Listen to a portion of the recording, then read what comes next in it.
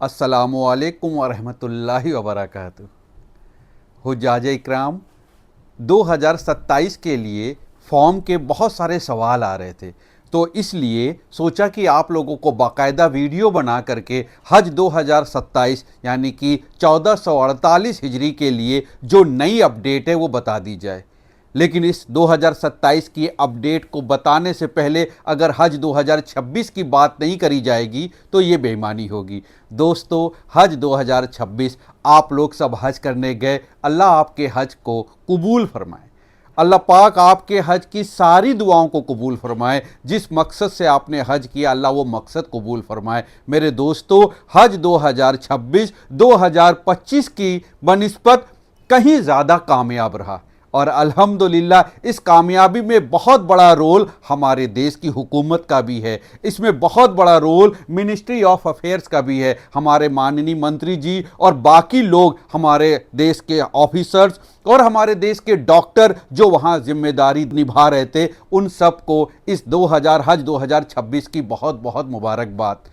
दोस्तों, इस 2026 हज की कामयाबी में अल्हम्दुलिल्लाह अल्लाह ने ज़रिया बनाया हमारे कंट्री के बहुत सारे हज ट्रेनरों का। बहुत सारे हज ट्रेनर, हम सबका नाम नहीं जानते, लेकिन कुछ हज ट्रेनर हैं जिनसे हमारे पर्सनल रिलेशन हैं, हम उनका नाम जानते और नाम लेना भी चाहेंगे। हमारे गुजरात के हाफिज़ कुतुबुद्दीन साहब अल्हम्दुलिल्लाह, हमारे क्या कहते हैं साउथ के सैयद रियाज साहब माशाअल्लाह रात दिन मेहनत करते थे। हमारे मुंबई, महाराष्ट्र और पुणे से हमारे दोस्त रिजवान साहब, उनके भाई ओवैस साहब और हमारे बहुत अजीज़ सलमान भाई, भगवान भाई और हमारी बहन मेहरुन्निशा और हमारे यूपी से लखनऊ से हमारी अर्शी बहन और बंकी से हमारे राशिद भाई, इरफान भाई, हमारे कबीर भाई, नईम भाई, ये सारे लोग, डॉक्टर बिलाल, ऐसे बहुत सारे हज ट्रेनर हैं जो रात दिन मेहनत करते रहे और तरह तरह से आप लोगों के लिए आसानियां पैदा करते रहे। अल्लाह ताला इनको जज़ाए खैर दे, अल्लाह ताला इनको भी अच्छा बदल अता फरमाए, आमीन सुम्मा आमीन।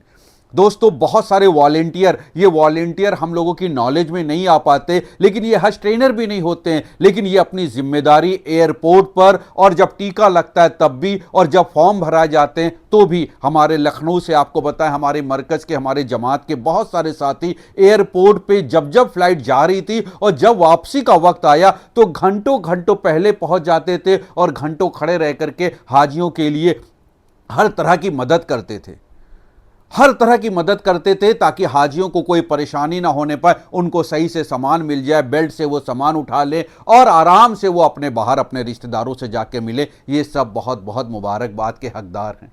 दोस्तों, 2025 और 26 की अगर बात करी जाए तो आप यकीन माने, मतलब आप एक माइलस्टोन कह दीजिए 2026 का, माशाअल्लाह तबारक अल्लाह।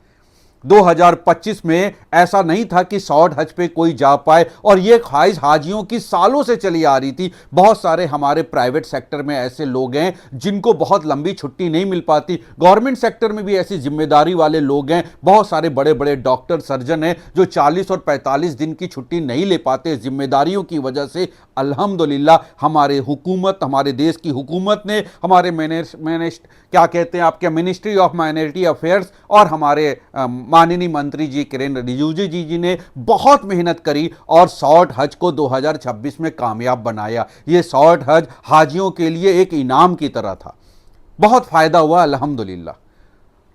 अब इसमें कुछ अब जब कोई फैसले आते हैं तो ये पहला साल था, अब अगर शॉर्ट हज में कुछ कमी बेसी रह गई होगी तो इंशाअल्लाह हमारे हुकूमत, हमारे मंत्री, हमारे ऑफिसर्स, इसको हमारे देश के ये सारे लोग मिल करके जो जो कमी शॉर्ट हज में रह गई होगी आगे भी इंशाअल्लाह उसको रिमूव करेंगे और ये एक बहुत बेहतर फैसला हुआ। साथ ही साथ अगर देखा जाए तो हमारी हुकूमत ने हाजियों को किचन की सुविधा ना दे करके इबादत के लिए पूरा टाइम दिया और डिफरेंट जगहों पर कैटरिंग की भी सुविधा कराई। हो सकता हो किसी बिल्डिंग में, होटल में खाने की सुविधा उतनी बेहतर ना हो पाई हो, लेकिन हम खुद वहां मौजूद थे और लोगों ने खाना भी बहुत आराम से खाया और बहुत सस्ता मिला अल्हम्दुलिल्लाह। अल्लाह ने अपने फजल से उनकी मदद फरमाई और उनको इबादत का भी पूरा टाइम मिला। यह भी एक बहुत बड़ा फैसला था। और सबसे बड़ा फैसला जो हमारे देश की हुकूमत और सऊदी हुकूमत ने मिल के लिया, मस्तूरात के लिए बेपर्दगी का। पहले ऐसा होता था कि मर्द और औरत एक ही कमरे में हो जाते थे और उसमें हस्बैंड वाइफ दो अलग हैं और दूसरे हस्बैंड वाइफ अलग आ गए और उसमें हो सकता हो 3 मर्द आ गए, एक मर्द मिला के 4 हो गया और एक की मस्तूरात, तो बहुत बेपर्दगी होती थी। उस परवरदिगार का बड़ा करम हुआ कि इस साल मीना में और अराफात में तो पहले से अलग होता था, लेकिन मदीने में और मक्कतुल मुकर्रमा अजीजिया में भी यह अलग अलग रखा गया। यह भी एक बहुत बड़ा फैसला था। हम इस फैसले का इस्तकबाल करते हैं और हाजियों को, हमारे देश की हुकूमत को, हमारे मिनिस्ट्री ऑफ अफेयर्स को, हमारे मंत्री और हमारे ऑफिसर्स को इसकी भी मुबारकबाद देते हैं। उन्होंने ये बहुत अच्छा फैसला लिया। दोस्तों, जब इतना बड़ा 2.25 लाख हाजियों का हज अल्हम्दुलिल्लाह पूरा कामयाब हुआ और सारे हाजी वापस अपने वतन को आ गए। कुछ कैजुअल्टियां हुई तो वो बीमारी की वजह से, धूप की वजह से, तकलीफ की वजह से अगर किसी को हुई तो वो पुराने सालों से देखा जाए तो सबसे कम कैजुअल्टी 2026 में हुई। अल्लाह पाक उनकी भी मग़फ़िरत फरमाए और उनको जन्नतुल फिरदौस में आला मुकाम अता करे। जो हमारे हाजी भाई गए तो हमारे साथ थे लेकिन वापस नहीं लौट पाए, वहीं रुक गए, अल्लाह ताला क़यामत तक उनको हज का सवाब अता करेंगे इंशाअल्लाह और उनका जन्नत में आला मुकाम हो। हमारी ऐसी दुआ है। दोस्तों, 2026 की कामयाबी और इस कामयाबी के पीछे इन सारे लोगों की मेहनत, जिनके नाम हमने नहीं लिए, हमारे कानपुर के एक नासिर भाई हैं, मास्टर हज ट्रेनर, माशाअल्लाह बहुत मेहनत करते हैं। हमारे शारिक अलवी भाई बहुत मेहनत करते हैं। ऐसे डिफरेंट हमारे अलीगढ़ के हमारे अरशद भाई हैं, अदनान भाई हैं, ये लोग रात दिन एक करते हैं। दोस्तों, ये हज ट्रेनर भी हैं, वॉलंटियर भी हैं। ऐसे बहुत सारे हमारे भाई हैं जिनका हम नाम नहीं ले पा रहे, लेकिन हमारी तरफ से उनको मुबारकबाद। हमारे देश की हुकूमत को, हमारे मिनिस्ट्री ऑफ माइनॉरिटी को हमारी तरफ से सलाम, सैल्यूट। उन्होंने कितना बेहतरीन इंतजाम किया और अल्हम्दुलिल्लाह हज 2026 बहुत कामयाब हुआ। यह अल्लाह का शुक्र है।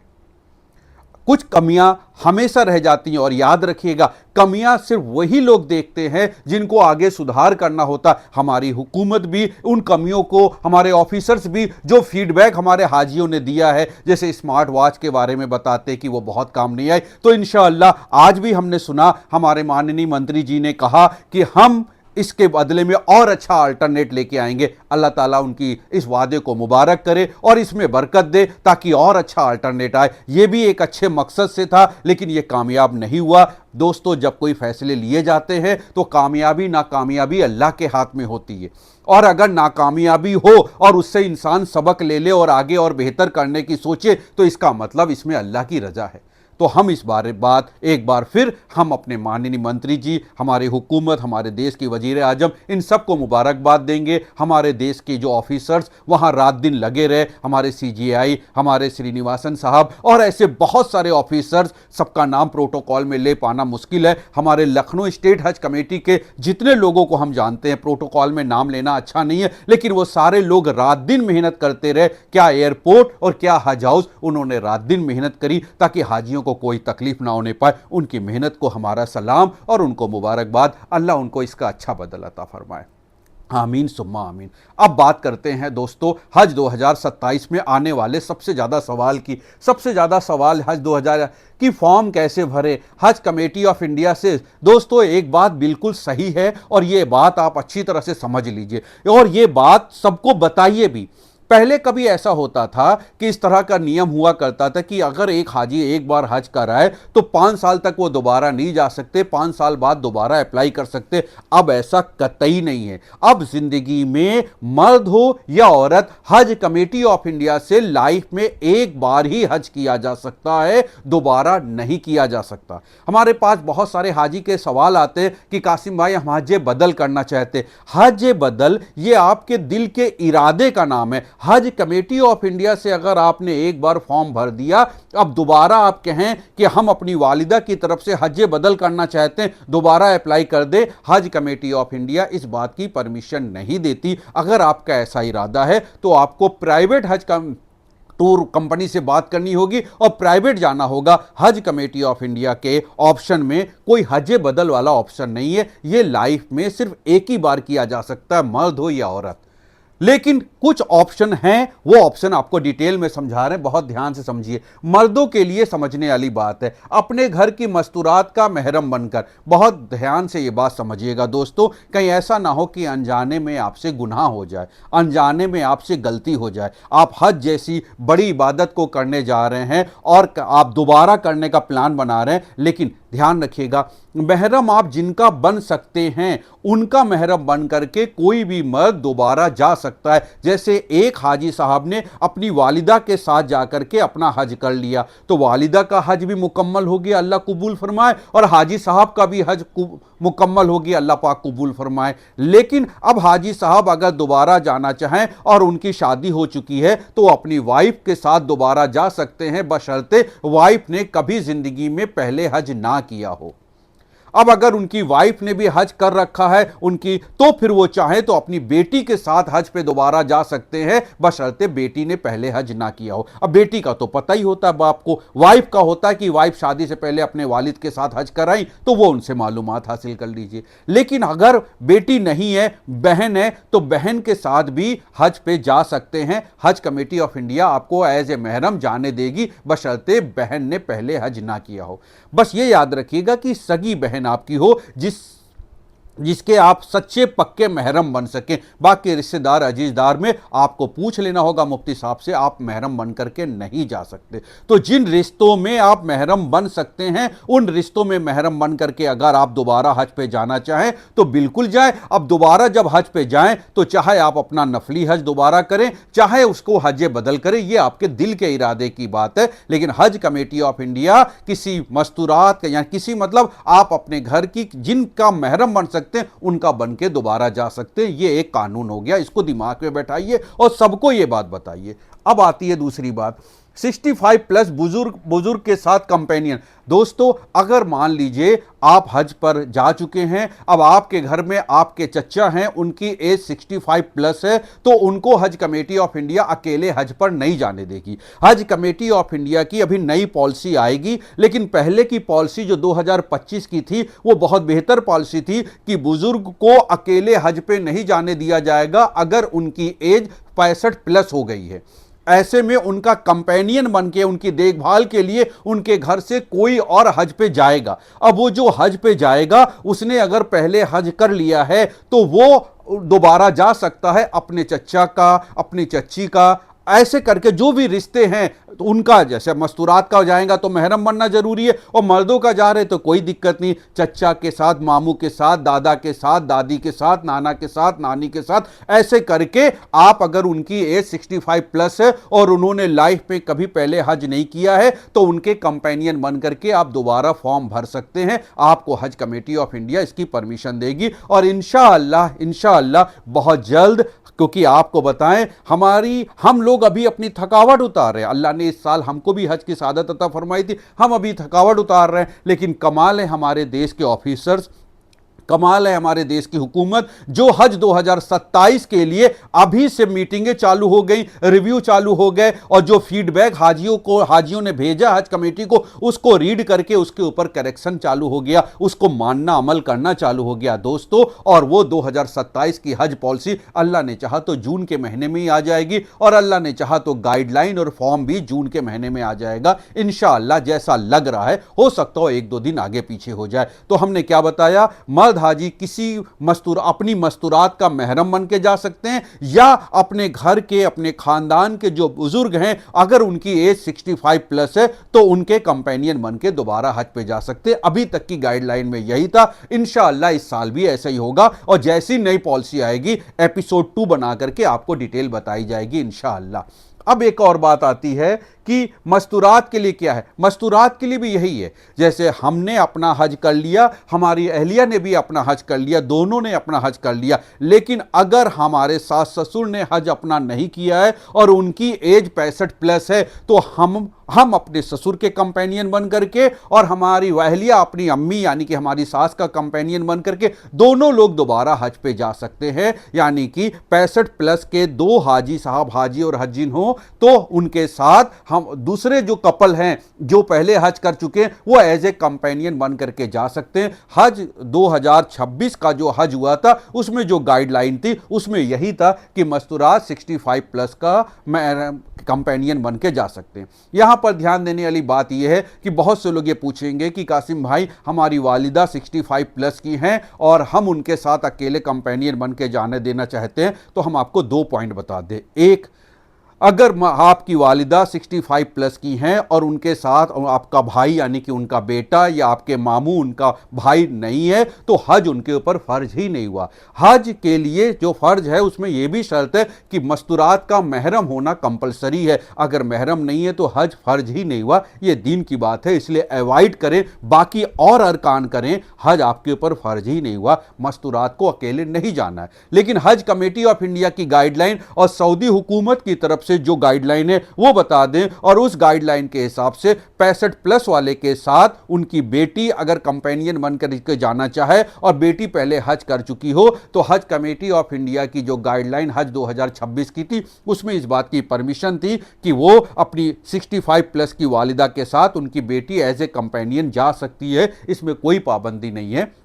ये हज कमेटी ऑफ इंडिया की गाइडलाइन हमने बताई। हम प्रमोट नहीं कर रहे हैं कि आप जाएं, आपका अपना डिसीजन है, जो आप बेहतर समझे वो करें, लेकिन गाइडलाइन के हिसाब से 65 प्लस के हज्जिन साहिबा के साथ उनकी बेटी जा सकती है। अगर उसने पहले हज कर लिया तब भी वो रिपीट कर सकती है इंशाअल्लाह। यहां पर एक छोटी सी बात और बता दे, अगर कोई हस्बैंड जिनकी एज 65 प्लस की है, दोस्तों कितनी है, 65 प्लस की है, और उनकी वाइफ जो हैं वो अगर 64 की हैं, 63 की हैं, तो वो एज ए कंपेनियन बन के जा सकती हैं। याद रखिएगा, कंपेनियन बनने में जो कंपेनियन बन रहा है उसकी एज 60 से कम होना जरूरी है, लेकिन मियां बीवी का अगर रिश्ता है तो 64 तक कंपेनियन बनने की छूट होती है। पॉइंट समझ लीजिए। हम अगर अपने दादा के कंपेनियन बन रहे हैं तो हम अपने दादा के कंपेनियन तभी बन सकते हैं जब हमारी एज 60 से कम हो। अगर हमारी एज 61 साल होगी तो हम अपने दादा के कंपेनियन नहीं बन सकते। लेकिन अगर हमारी दादी एज ए कंपेनियन बन के जाना चाहें और हमारी दादी की एज 64 है तो हज कमेटी ऑफ इंडिया छूट देती है। हस्बैंड वाइफ में 64 ईयर्स तक की छूट होती है। बाकी मेरे भाई, मेरे दोस्तों, बिल्कुल परेशान ना होइए। हज 2027 के लिए हमारी हुकूमत ने, हमारे माननीय मंत्री ने बाकायदा वादा किया है और कहा है कि 2026 से कई गुना ज्यादा आसान होगा 2027 का हज, और बहुत सी सहूलियत आएगी। उसमें एक बहुत बड़ी सहूलियत जो सुनने में आ रही है वो ये कि इस बार कैटेगरी भी बनाई जा सकती है। जैसे पहले ऐसा होता था कि कैटेगरी चूज करने का मौका मिल जाता था, 2 पार्ट में कैटेगरी हो गई। जैसे पहले ग्रीन कलर और ग्रीन करके होता था कि ग्रीन वाले यहां रहेंगे, व्हाइट वाले यहाँ। अब इस बार भी कैटेगरी हो सकती है, यानी कि बजट कम है तो आप याला चूज कर लीजिए, बजट ज्यादा है तो आप सहूलियत वाला चूज कर लीजिए। और उम्मीद है और अल्लाह ने चाहा और जैसा कि आज हमने देखा कि हमारे माननीय मंत्री जी बहुत एनर्जेटिक थे इस बात को लेकर के कि हम 2027 में और बेहतर करें। और 2026 में चूंकि सऊदी गवर्नमेंट ने 2 बड़े बड़े अवार्ड दिए जो हम लोगों के लिए बड़े फक्र की बात है, तो 2027 के लिए भी उन्होंने कहा कि हम वादा करते हैं कि 2027 में और सहूलियत देंगे। उसी सहूलियत में एक चीज की खबर, खुशखबरी और आने वाली है कि शायद हाजियों को 3 टाइम का खाना बाकायदा मिलेगा। सुबह का नाश्ता, दोपहर का लंच और रात का डिनर, यह भी हज कमेटी ऑफ इंडिया प्रोवाइड कराएगी। पूरी बात डिटेल वक्त आने पर जब हज कमेटी ऑफ इंडिया अपनी पॉलिसी में, अपनी गाइडलाइन में, अपने डिजिटल प्लेटफॉर्म पे बताएगी तो उसको समझ करके हम भी आप लोगों को बताएंगे इंशाअल्लाह। अब एक बहुत इंपॉर्टेंट पॉइंट समझ लीजिए, दोबारा और पहली बार और तिबारा ये तो बात की बात है। आपका फॉर्म तभी भर पाएगा जब आपके पासपोर्ट की वैलिडिटी 31 दिसंबर 2027 हो। अगर आपका पासपोर्ट 30 दिसंबर 2027 को एक्सपायर हो रहा है तो भले एक दिन का फर्क है, आपका फॉर्म रजिस्टर ही नहीं होगा। जैसे ही आप पासपोर्ट स्कैन करेंगे वैसे ही वो उसको कैंसिल कर देगा। इसलिए बेहतर है कि आप लोग अपने घर में अपने पासपोर्ट की वैलिडिटी देख लें।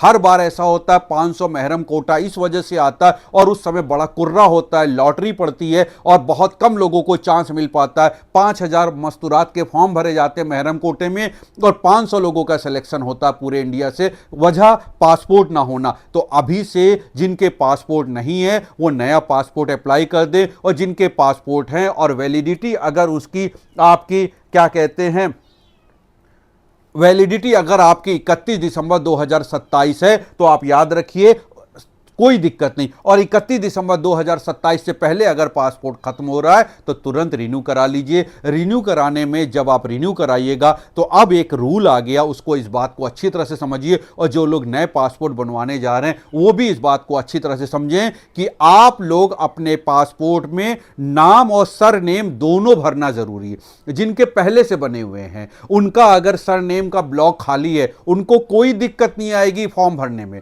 फिर से समझिए, हमारा पासपोर्ट पहले से बना हुआ है लेकिन उसमें सरनेम वाला कॉलम खाली है, खाली लिखा हुआ है मोहम्मद कासिम। अब मोहम्मद कासिम खाली लिखा हुआ है, सरनेम वाला कॉलम खाली है, हमको फॉर्म भरने में कोई दिक्कत नहीं आएगी। लेकिन हमने अगर पासपोर्ट को रिन्यू कराया या अपना नया पासपोर्ट अपने घर में बनवा रहे हैं तो फिर हमें सरनेम वाला ब्लॉक को भरना कंपलसरी है। तो अब आप लोग सरनेम वाले ब्लॉक को कंपलसरी भरिए, क्योंकि जब पासपोर्ट आपका स्कैन करके वीजा के लिए सऊदी हुकूमत में अप्लाई किया जाता है तो वहां पर सरनेम वाला कॉलम खाली नहीं होना चाहिए, वरना वो एक्सेप्ट नहीं करता है।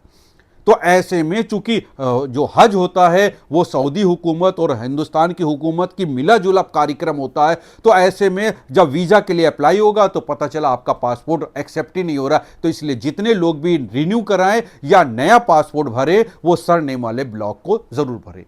दोस्तों, जैसे ही हज पॉलिसी आ जाएगी बहुत जल्द एपिसोड 2 लेकर के आएंगे। इस साल का हमारा इरादा है कि हज 2027 के फॉर्म अभी कुछ दिन में ही भरे जाएंगे जैसे नई पॉलिसी आ जाएगी। तो ध्यान रखिएगा, हमने कोशिश करी है इस बार हम हज पॉलिसी और हज गाइड को, आप लोग भी इसमें हमारी मदद करिएगा, इसका खूब प्रचार प्रसार कर दे। होता क्या है, नाइल्मी की वजह से हाजियों से गलती हो जाती है जिसकी वजह से उनको फॉर्म अपना बाद में कैंसिल कराना पड़ता है और उनका बहुत सारा पैसा फाइन में चला जाता है, कैंसिलेशन चार्जेस में चला जाता है। तो हमने भी इस बार इरादा बनाया है, कोशिश करनी है कि इस बार हम हज पॉलिसी के वो सारे पॉइंट जो लोगों को पता नहीं होते हैं, हज गाइड के वो सारे पॉइंट बाकायदा वीडियो बना बना करके खूब आप लोगों को समझाएं, ताकि आप लोग उसको समझें और अपने जानने वालों को समझाएं, ताकि किसी भी हाजी की खून पसीने की कमाई कैंसिलेशन चार्जेस में ना जाए। बहुत अफसोस हुआ 2026 में हमारे कई हाजियों की गलती की वजह से उन्होंने दोबारा फॉर्म भर दिया और बाद में उनके पूरे पैसे जब्त हो गए, क्योंकि हज कमेटी का रूल है आप दोबारा फॉर्म नहीं भर सकते, और भर रहे हैं तो आप उसमें ओके करिए। तो जितनी भी फॉर्म जैसे ही आएगा हम आप लोगों को नए एपिसोड में एक एक डिटेल बताएंगे इंशाअल्लाह। हज इस साल की हाजियों की खिदमत करने के लिए अल्हम्दुलिल्लाह लखनऊ में अल्लाह का शुक्र है हमने कई जगह पर ऑफिस बना दिए हैं। जैसे ही फॉर्म आएंगे लखनऊ और इतराफ के जितने भी लोग हैं उनको बुला करके बाकायदा फॉर्म भरने की फैसिलिटीज होगी। और एक बात ज़रूर बता दें, हर काम जो भी होगा वो बिल्कुल फ्री होगा, यानी कि किसी भी तरह का कोई चार्जेस नहीं लिया जाएगा, चाहे फोटोकॉपी हो रही हो, चाहे स्कैन हो रहा हो, चाहे फॉर्म भरा जा रहा हो, यानी कि आपसे कभी कोई पैसे नहीं मांगे जाएंगे, काम आपका सब कर दिया जाएगा सिर्फ अल्लाह की रज़ा के लिए। तो मेरे दोस्त, अल्लाह की रज़ा के लिए लखनऊ में 4 से 5 ऑफिस बन गए हैं, जिसमें चारबाग में एक ऑफिस अल्हम्दुलिल्लाह बन गया है, जिसमें ठाकुरगंज में एक ऑफिस बन गया है, जिसमें डालीबाग में एक ऑफिस बन गया है, जानकीपुरम में आइकॉन हॉस्पिटल के सामने बाकायदा एक ऑफिस बन गया है, ऐसे करके लालबाग में एक ऑफिस बन गया है माशाअल्लाह तबारकल्लाह। और आपको बताएं, कानपुर में अल्लाह ने हमारे जिन्होंने ऑफिस बनाए हैं उनके भी एड्रेस हम आपको बताएंगे। अलीगढ़ में हमारे अरशद भाई, अदनान भाई ने भी ऑफिस बना दिया, बाराबंकी में भी हमारा ऑफिस बन गया। ऐसे करके बहुत सारे ऑफिस बन गए जो सिर्फ हाजियों को किसी ठग के द्वारा ठगी करने से बचाएंगे और हर पॉइंट को बताएंगे। एक एक चीज फॉर्म भराने में गाइडलाइन के अकॉर्डिंग कराई जाएगी, ताकि हाजियों को ना फॉर्म भरने में दिक्कत हो ना उसके बाद दिक्कत हो। तो दोस्तों दुआ करिएगा। एक बार फिर हज 2026 के हाजियों को बहुत बहुत मुबारकबाद। अस्सलामु अलैकुम व रहमतुल्लाहि व बरकातुहू।